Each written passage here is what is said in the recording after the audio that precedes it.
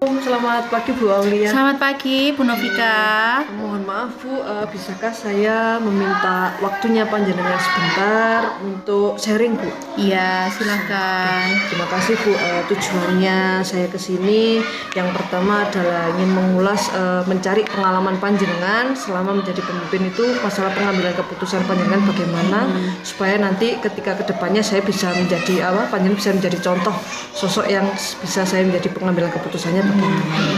Lalu begini Bu, yang kedua adalah wawancaranya tentang pengambilan keputusan yang Ibu selama ini jalankan itu untuk kasus-kasus di mana nilai-nilai kebajikan yang bersinggungan dengan dilema etika. Jadi nilai-nilai kebajikan yang bersinggungan dengan aturan di sekolah yang sampai itu bagaimana. Jadi selama ini bagaimana Ibu mengidentifikasi kasus-kasus yang Ibu alami tentang dilema etika dan bujukan moral.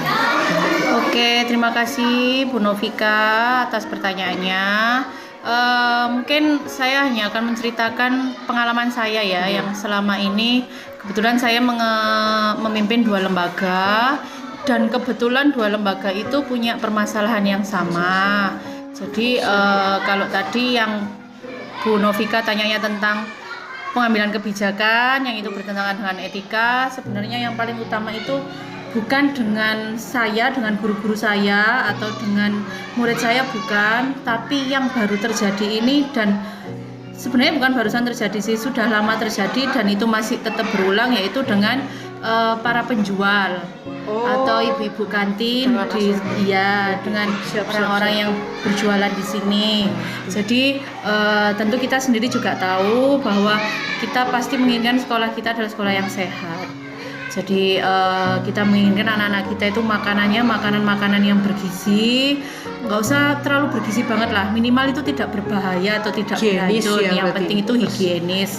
Lah ini pada saat beberapa penjual itu, kalau ini nggak boleh dijual terus aku dodolan opo Bu, lah kan bahasa Jawanya seperti itu ya Bu ya. Jadi kalau saya nggak boleh jualan A, B, C ini yang nggak sehat, yang nggak bergizi, terus saya jualan apa lah, itu yang harus kita tanamkan gitu. Begini Bu, terkait tadi masalah penjualan, apakah Ibu sudah membuat aturan atau tata tertib secara tertulis kepada rekan-rekan guru atau di sekolah ini, apakah itu ada aturannya untuk penjual nggak boleh kesini, itu gimana Bu? Iya, aturan yang tertulis sudah kita tulis di luar, jadi dilarang berjualan, dan itu lisan juga sudah saya sampaikan ke bukan hanya guru-guru dan siswa, tapi ibu penjual kantin juga langsung saya panggil.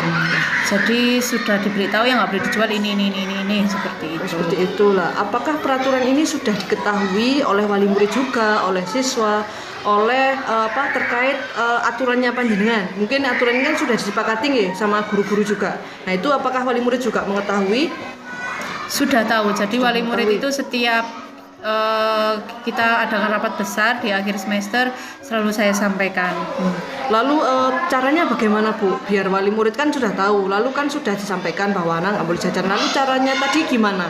Solusinya biar anak-anak gak jajan di luar tadi, solusi sekolahnya bagaimana? Oke, jadi solusi sekolah yang pertama, anak itu kan biasanya takut sama gurunya ya Bu ya, segan sama gurunya, jadi sekali diberitahu 2 kali 3 kali hingga ada teguran keras. Dalam artian teguran keras, kamu nggak usah beli lagi, gak gitu kantinnya tak tutup. Itu hanya wes mek kaban-kaban gertaan aja, padahal sebenarnya nggak seperti itu. Terus solusi yang kedua juga untuk penjual kantinnya.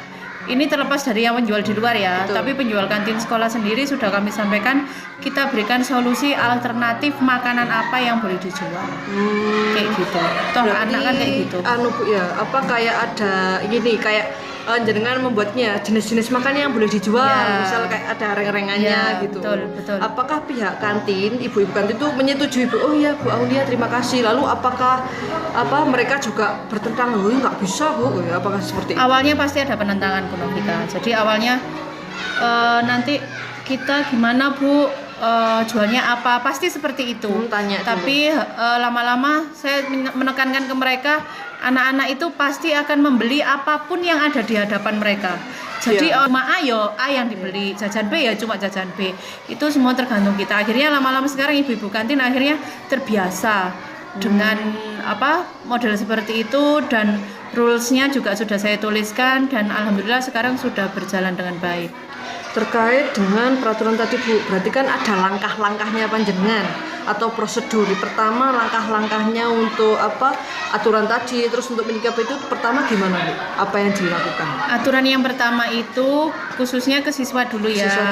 Ke siswa dulu karena gimana pun harus siswa yang dikasih pemahaman dulu. Lek gurunya kan udah paham.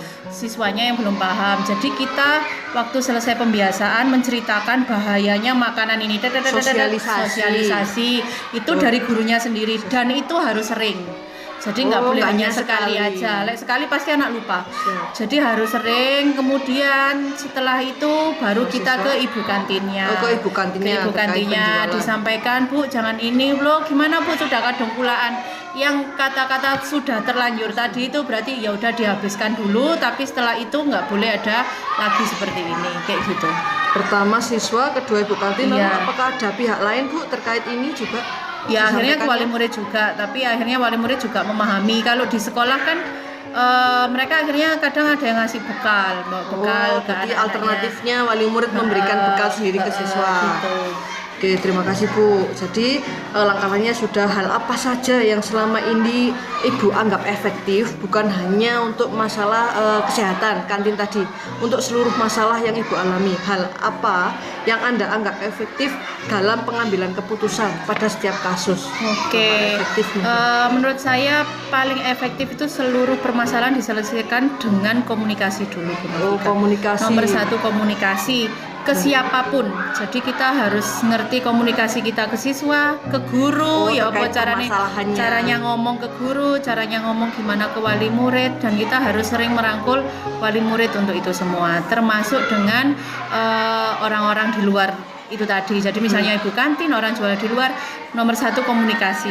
Dengan komunikasi yang baik dan contoh yang baik, insya Allah mereka akan paham dengan apa yang kita inginkan dan akhirnya menerima solusi yang kita berikan, kayak gitu. Ketika panjenengan menyelesaikan masalah dengan komunikasi tadi, itu ketika ada beberapa masalah Bu, kan pasti ada jadwal ya, kayak rating permasalahan yang dari urgent harus dilakukan sekarang atau tidak. Lah itu bagaimana cara panjenengan menyusun permasalahan itu menjadi jadwal yang bisa tersusun terselesaikan? Kalau saya sendiri jujur aja nggak pernah menjadwalkan. Nggak pernah menjadwalkan mana dulu ini masalah apa dulu, enggak. Jadi begitu ada laporan dari guru-guru, Bu ada masalah ini, Bu ada masalah ini, kemudian saya lihat dulu memang benar yang dikatakan Bu Novika, mana yang lebih urgent tadi. Bukan berarti saya menyampaikan yang lainnya, enggak. Tapi memang kayak gini, berarti yang ini harus diselesaikan dulu. Gimana caranya ya tadi, yang pertama komunikasi dan sebagainya. Tentu ada tindak lanjut di belakangnya. Dengan tetap sama-sama berjalan, masalah yang lain juga harus diselesaikan juga. Cuma yang itu tadi, yang urgent harus yang didulukan. Berarti kan yang pertama analisis dulu Bu dari masalahnya. Setelah itu melihat dengan siapa permasalahan itu. Lalu yang ketiga menindaklanjuti, besok mungkin bisa dilanjutkan lagi atau kapan bisa ketemu orangnya, seperti itu Bu ya. Terkait menjalankan masalah dan penjadwalannya tadi, apakah ada tantangan Bu? Tantangan untuk ketika menyelesaikan masalah tadi, tantangan mungkin yang kayak kendala-kendalanya panjenengan? Banyak sekali tantangannya, apalagi yang paling utama tantangannya adalah karakteristik orang di sekitar sini. Watak.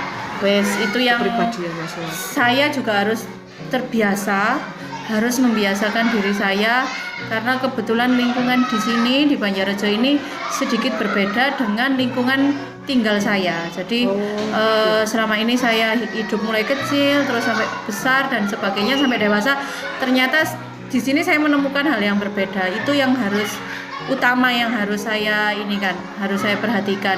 Nanti kalau orang-orang sini dikasih treat kayak gini gimana ya, orang-orang sini kalau dikasih ini kayak gitu. Berarti mengetahui menyesuaikan karakteristik dari suatu daerah itu Bu ya, dari tempatnya ini. Jadi Ibu adaptasi terkait itu. Oke, baik. Terkait masalah yang sini tadi juga karakteristik, apakah ada tokoh Ibu mungkin kayak faktor orang, saya punya panutan siapa, ada nggak Ibu punya sosok yang seperti itu? Panutan saya siapa ya Bu? Kalau yang panutan saya kepala sekolah saya yang lama-lama dulu lah. Jadi saya belajar dari beliau-beliaunya, cara pengambilan keputusan, cara gimana kita menyikapi itu juga dari kepala sekolah saya yang lama. Kemudian kalau di sini saya harus anu ya Bu ya, sering berkomunikasi sama komite. Oh, terkait Komite, karena sekolah. komite-komite di sekolah kami itu kebetulan adalah orang yang berpengaruh di Senior. desa. Jadi beliau yang sudah ibaratnya itu hafal luar dalamnya desa. Jadi beliau-beliau yang harus saya tanyai pertama kali, termasuk dengan guru-guru senior di sekolah kami. Jadi itu yang mereka pasti lebih paham toh. Ya apa karakteristiknya orang di sini itu beliau-beliau yang sudah saya anggap sesepuhnya di desa atau di sekolah ini kayak gitu. Berarti seseorang yang mungkin bisa mempermudah dan membantu Anda terkait permasalahan di lembaga itu komite di sekolah itu. Iya. Bu, ya. Oke. Dari semua hal yang Ibu ceritakan, adakah pembelajaran yang dapat Ibu petik dari pengalaman-pengalaman pengambilan keputusan Ibu tadi? Pembelajaran untuk Bu Novika maksudnya. Untuk panjenengan mungkin untuk kedepannya. Oh iya. bagaimana? Buat saya setelah saya jadi kepala sekolah ini saya akhirnya mikir bahwa kita nggak boleh egois. Betul. Kalau dulu misalnya kita masih jadi guru, ya berarti murid harus nurut aku bagaimanapun caranya. Kalau sekarang tidak Bu, jadi setelah jadi kepala sekolah saya harus memperhatikan dan mendengarkan dari banyak sisi.